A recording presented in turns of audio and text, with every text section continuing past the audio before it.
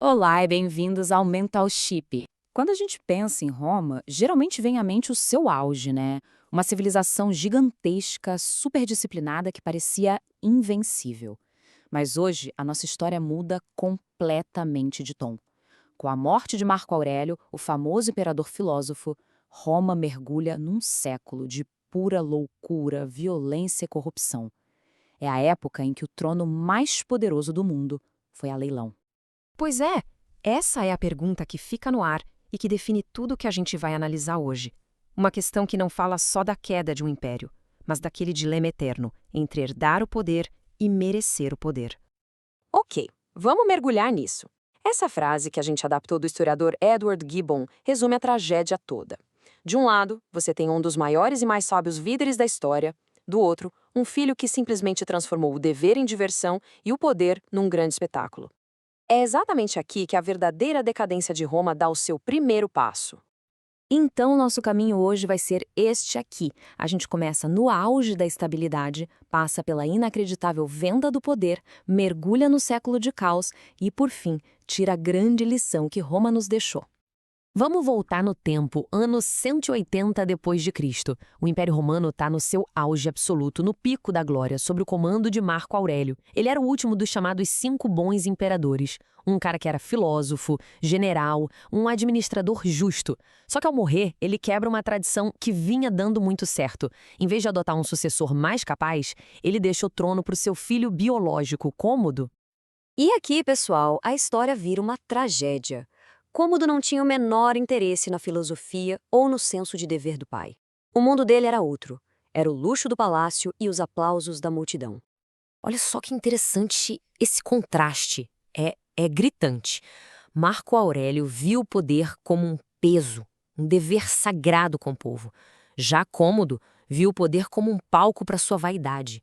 Enquanto o pai estava lá nas fronteiras lutando para proteger o império, o filho estava preocupado com a própria fama. Ele não queria ser imperador, ele queria ser uma celebridade. E isso não era só um capricho, não. Era uma verdadeira profanação. Pensa bem, o imperador, a figura máxima que representava toda a majestade de Roma, descendo na arena para lutar por aplausos. E pior, muitas vezes contra oponentes aleijados ou animais dopados só para garantir a vitória. O poder virou pura performance. A frase do Gibbon é dura, mas cirúrgica. Cada vez que Cômodo pisava na arena, era um golpe direto na autoridade e na dignidade do cargo que ele tinha.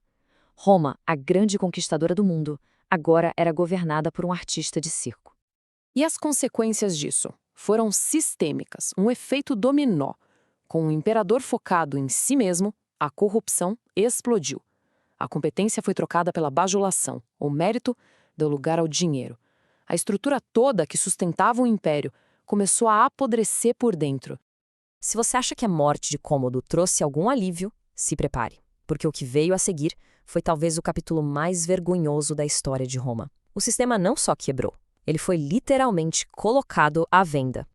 Depois de 12 longos anos de tirania, ele foi estrangulado no próprio banho. O problema é que os conspiradores não tinham um plano para o dia seguinte.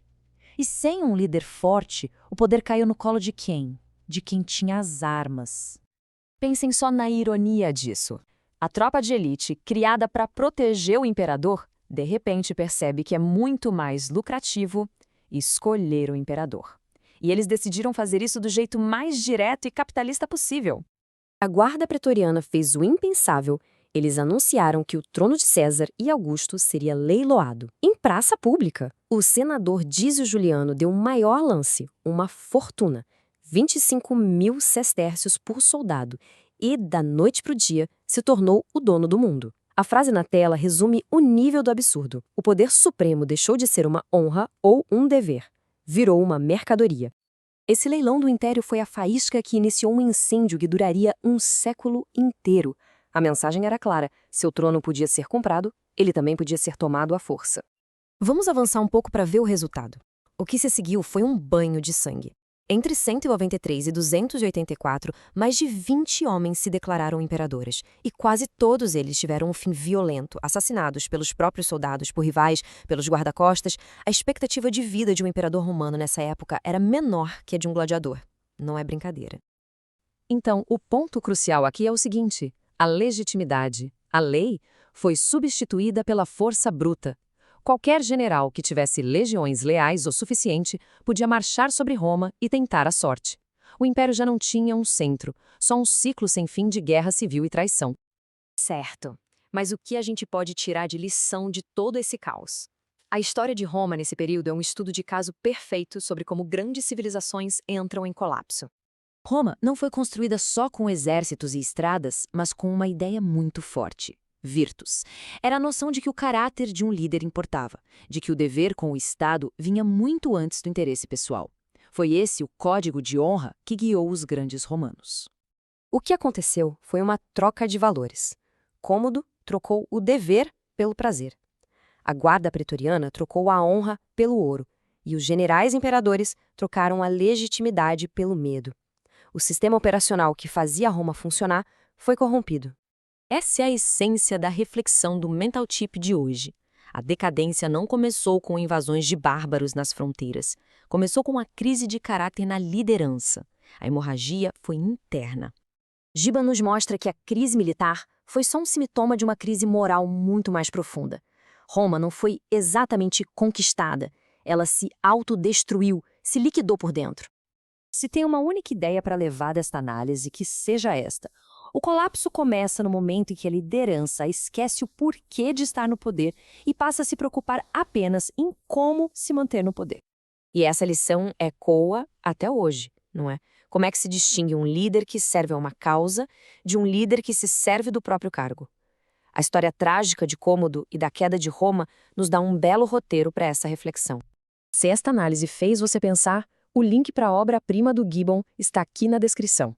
E para mais mergulhos como este nos grandes colapsos e aprendizados da história, deixe seu like e se inscreva no Mental Chip, porque aqui o conhecimento dobra a cada nova informação.